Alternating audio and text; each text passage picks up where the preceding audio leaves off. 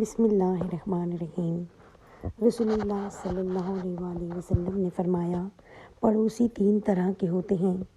ایک وہ ہوتے ہیں جو کافر ہیں، ان کا ہم پر ایک حق ہے، یعنی صرف پڑوس ہونے کا حق۔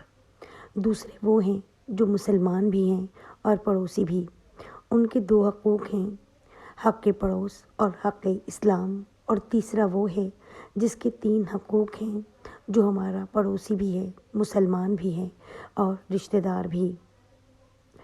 پڑوسی کے حقوق کی اختصار کے ساتھ تفصیل بیان کرتے ہوئے حضرت معاویہ رضی اللہ تعالیٰ عنہ بیان کرتے ہیں، میں نے عرض کیا کہ یا رسول اللہ صلی اللہ علیہ وسلم، میرے پڑوسی کا مجھ پر کیا حق ہے؟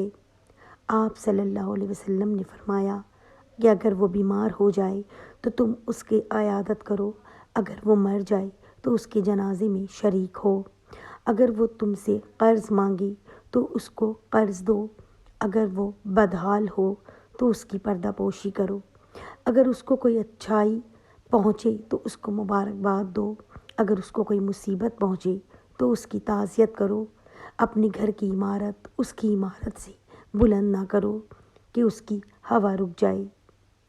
حضرت عبداللہ بن مسعود رضی اللہ تعالیٰ عنہ بیان کرتے ہیں کہ ایک آدمی نے بارگاہ رسالت مآب صلی اللہ علیہ وسلم میں عرض کی، مجھے یہ کیسے معلوم ہوگا کہ میں نے اچھا کام کیا یا برا؟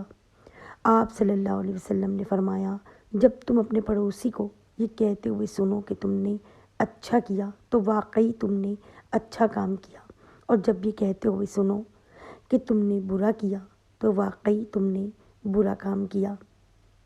جو شخص وقتی اور عارضی طور پر بھی کسی مجلس، کسی حلقے، کسی سواری، کسی دکان، کسی ہوٹل میں آپ کا ہم نشین و ہم رکاب ہو جائے، وہ بھی پڑوسی کہلاتا ہے۔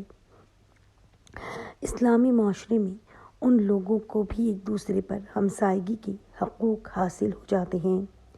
ایک شخص اللہ کے نبی صلی اللہ علیہ وسلم کے پاس آئے اور کہا، یا رسول اللہ، فلاں عورت کے تعلق سے مشہور ہے کہ وہ بہت زیادہ نوافل پڑھتی ہے، صدقہ و خیرات کرتی ہے، بہت زیادہ روزے رکھتی ہے، لیکن اس میں ایک خامی ہے، وہ یہ کہ اس کی زبان سے اس کا پڑوسی محفوظ نہیں۔ تو اللہ کے نبی نے فرمایا، وہ جہنمی ہے۔ اور ایک عورت ہے یا رسول اللہ، نہ وہ زیادہ نفل ادا کرتی ہے، نہ وہ زیادہ صدقہ و خیرات کرتی ہے، نہ ہی بکثرت روزے رکھتی ہے، لیکن اس میں ایک خوبی ہے، وہ یہ کہ وہ اپنے پڑوسی کو تکلیف نہیں دیتی۔ تو اللہ کے نبی نے فرمایا، وہ جنتی ہے۔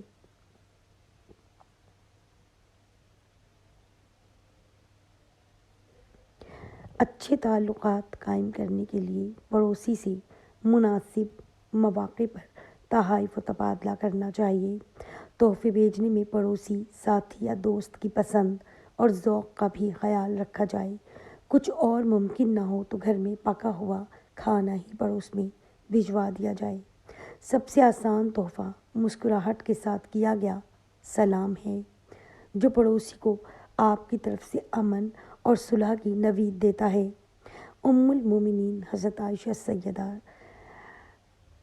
رضی اللہ تعالیٰ عنہ بیان کرتی ہیں کہ میں نے بارگاہ رسالت مآب صلی اللہ علیہ وسلم میں عرض کی، میرے دو پڑوسی ہیں، ان میں سے ایک میرے دروازے کے سامنے رہتا ہے اور دوسرا کچھ دور۔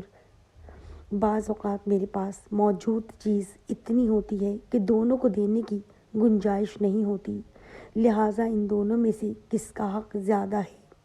آپ صلی اللہ علیہ وسلم نے فرمایا، جس کا دروازہ تمہارے سامنے ہے۔